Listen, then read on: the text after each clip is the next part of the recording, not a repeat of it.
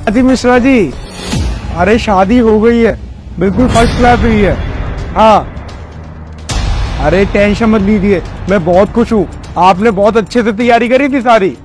जी जी, अरे मिश्रा जी घबराइए मत, मैं और लोगों से बोलूंगा कि वो आपके यहाँ पे ही आए। जी ठीक है, मैं अभी कॉल करता हूँ आपको। ठीक है। अरे यार, ये मिश्रा जी भी है ना, कल से परेशान हो रहे हैं कि शादी में कोई दिक्कत तो नहीं है, शादी में कोई दिक्कत तो नहीं है। शादी शुरू होने से पहले और शादी खत्म होने के बाद भी ना यही पूछ रहे दिक्कत तो नहीं है, दिक्कत तो नहीं है। तुम इधर उधर क्या देख रही हो? अरे वो तुम्हें नहीं लग रहा कि ठंड वापस आ गई है? बहुत ठंड सी लग रही है मुझे तो यहाँ पर पता नहीं अजीब सी ठंड है, बस इस कमरे में ही लग रही है, बाहर नहीं लग रही है। भाई 24 डिग्री का टेम्परेचर हो रखा है, और तुम्हारे पापा ने तो मुझसे ये बोला था कि हमारी लड़की एसी में रहती है, जो भी करना होता है सब कुछ एसी में करती है, बाहर भी जाती है तो एसी वाली कार में जाती है, नहाने भी जाती है तो बाथरूम में भी एसी है, सब जगह एसी बताया था उन्होंने। तो कॉलेज में पढ़ाते हैं वो भी एसी कैंपस है पूरा। अरे एसी मतलब छोटा एसी, मतलब कूलर। हमारे यहाँ कूलर लगा हुआ है, उसमें ना कभी कभी पंखड़ी जब बंद हो जाती है ना तो पापा जाकर ना उससे चलाते हैं, झाड़ू से आइंग आइंग आइंग ऐसे चलती है वो। हमारे ये एसी होता है क्या? हमारे यहाँ नहीं है ऐसा एसी। अरे मेरे घर वालों ने कहाँ गवारों में फंसा दिया मुझे तो एसी के बिना नींद नहीं आती। अरे क्या बातें कर रहे हो तुम, फालतू की बातें मत करो। देखा नहीं मेरे पापा ने कितनी हेल्दी नहीं, हष्ट पुष्ट गाय दी है, ताकि तुम सांड जैसे और मैं गाय जैसी दोनों इस गाय का दूध पिए, और तुम सांड जैसे बरकरार रहो और मैं गाय जैसी बरकरार रहूं। अभी तक तो मैं तुझे गवार समझ रहा था, पर अब ना मुझे मालूम पड़ गई कि तू अनपढ़ भी है। ये गाय असली की होगी, गत्ते की बना रखी है गाय। हाँ, अब इसके अंदर से असली गाय निकलेगी थोड़ी देर बाद, और क्योंकि ना ये गाय बच्चे देगी। क्या पागलपने की बातें कर रही हो तुम? तुम्हारे पापा से बात करूं क्या? भेड़ दिया मुझे। अरे रुको, पापा को फोन क्यों कर रहे हो? मैं तो मजाक कर रही थी। किसे एसी कहते हैं मुझे अच्छे से बता दो, मेरे घर में भी बहुत एसी लग रहा है। मैं तो मजाक कर रही थी तुम्हारे साथ, मैं बस देखना चाह रही थी कि तुम कितने मेरे साथ में फ्रैंक हो, और तुम ना बिल्कुल भी फ्रैंक नहीं हो। अरे वो सब ठीक है, पर ये गत्ते की ये गाय को मेरे कमरे में क्यों लेके आए हो? क्योंकि मैं जब यूकेजी में पढ़ती थी ना, तब ये गाय ना मैंने ना बनाई थी यूकेजी में, तो मैं तब से इस गाय से बहुत प्यार करती हूँ।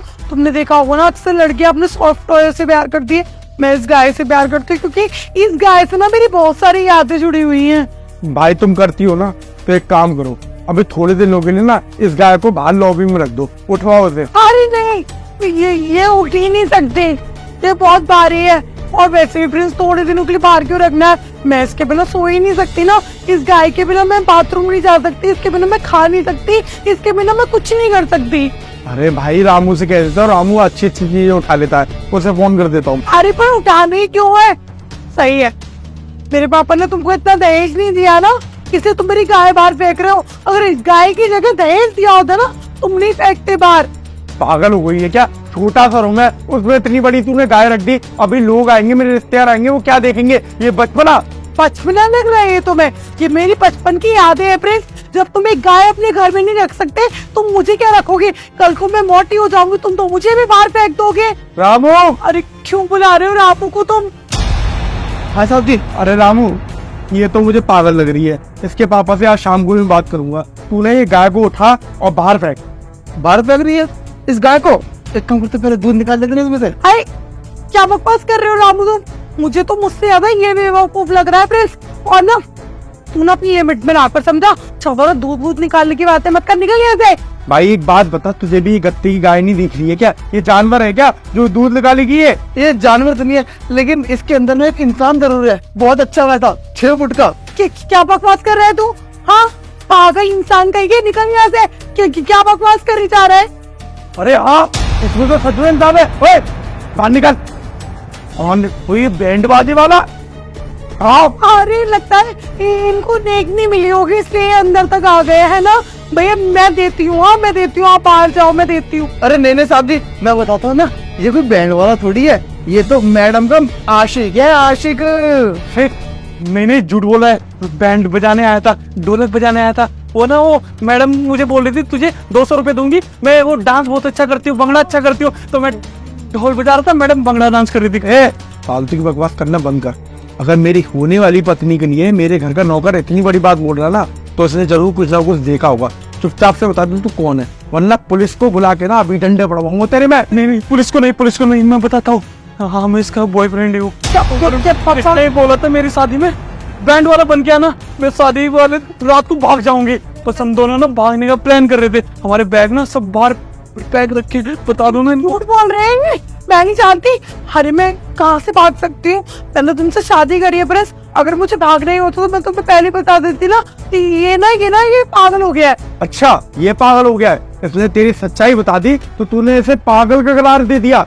मेरा तो ये शर्म आनी चाहिए। मैं तुझसे 1000 बार पूछा था शादी से पहले कि तुम्हारा कहीं और अफेयर तो नहीं है, तुम्हारा कहीं और अफेयर तो नहीं है।